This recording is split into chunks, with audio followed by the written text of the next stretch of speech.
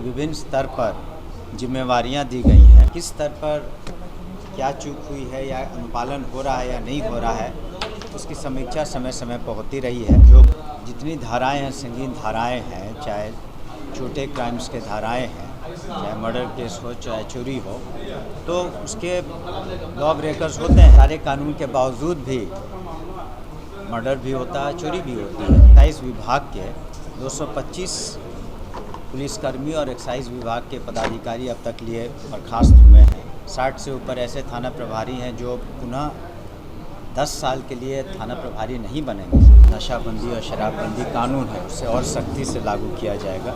DGP हैं, home secretary हैं, उन्हें हर ऑल्टरनेट डे उन्हें भी समीक्षा करनी है 2-2 जिलों की।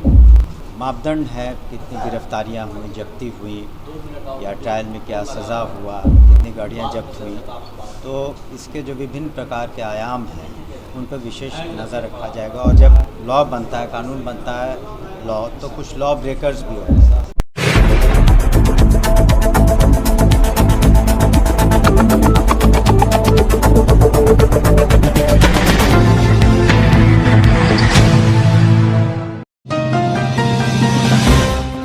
राज्य सरकार के मद्य निषेध मंत्री सुनील कुमार ने कहा कि शराबबंदी को हर हाल में सूबे में पूरी तरह से सफल बनाया जाएगा। इसके लिए जरूरत पड़ी तो दूसरे राज्यों की पुलिस भी मदद ली जाएगी। मंत्री ने बताया कि समीक्षा बैठक में कई बड़े फैसले लिए गए। शराब के मामले में जो भी दोषी पकड़ा जाएगा उसके खिलाफ कड़ी कार्रवाई की जाएगी। इस मामले में किसी प्रकार की लापरवाही बर्दाश्त नहीं की जाएगी। प्रशासनिक स्तर के अधिकारियों पर भी कार्रवाई की जाएगी। उन्होंने कहा कि हमारी टीमें दूसरे राज्यों को भी मदद लेगी। उन्होंने बताया कि शराबबंदी को लेकर पंजाब, हरियाणा, हिमाचल प्रदेश और झारखंड में अब तक 6000 से ज्यादा गिरफ्तारियां की जा चुकी है। ये कार्रवाई आगे भी जारी रहेगी। देखिए,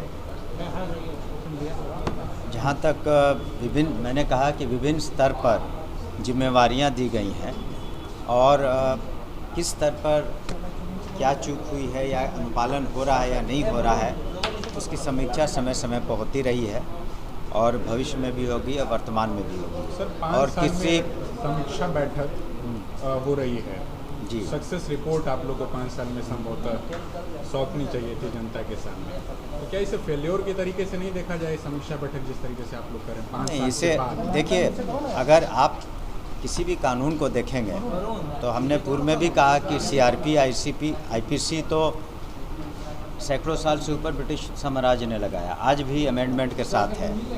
तो तभी तो जो जितनी धाराएं हैं, संगीन धाराएं हैं, चाहे छोटे क्राइम्स के धाराएं हैं, चाहे मर्डर केस हो, चाहे चोरी हो, तो उसके लॉ ब्रेकर्स होते हैं। आज भी सारे कानून के बावजूद भी मर्डर भी होता है, चोरी भी होती है। इसका मतलब ये नहीं कि कानून दोषी है या कानून को इम्प्लीमेंट करने वाले बिल्कुल फेलियर हैं। इसका मतलब ये है कि अगर कहीं कमी पाई जाती है समीक्षा बैठक में और समय समय पर समीक्षा होती है, तो उसे और प्रभावकारी ढंग से कैसे लागू किया जाए, ये हम लोग निर्णय लेते हैं। और जहाँ तक प्रश्न है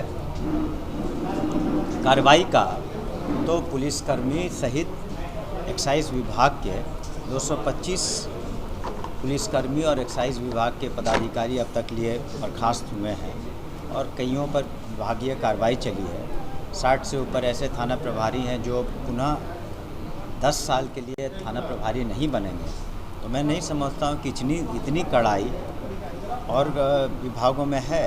तो कड़ाई तो है, लेकिन हमने कहा कि जैसे कि लॉ ब्रेकर हैं और ये जो घटनाएं घटी हैं हाल की, उसकी पुनरावृत्ति ना हो, इस पर विशेष ध्यान। आप लंबे समय तक प्रशासनिक अधिकारी रहे, उसके बाद आप विभागीय मंत्री भी हैं जी, तो आपको ऐसा नहीं लगता कि बड़े स्तर पर कार्रवाई करनी चाहिए? छोटे अफसरों को जिस तरीके से जिम्मेदार ठहरा करके और उन पर देखिए, अगर आप पुलिस मैनुअल पढ़ेंगे तो उसमें first unit of intelligence police station होता है। चौकीदारों में मैनुअल पढ़ेंगे तो चौकीदारों का भी अपना दायित्व होता है। तो उनका इलाका बहुत छोटा है और चौकीदार का इलाका तो और भी छोटा है। लेटेस्ट खबरों के लिए देखते रहिए MUZ न्यूज और ताज़ा अपडेट पाने के लिए चैनल सब्सक्राइब करना ना भूलें।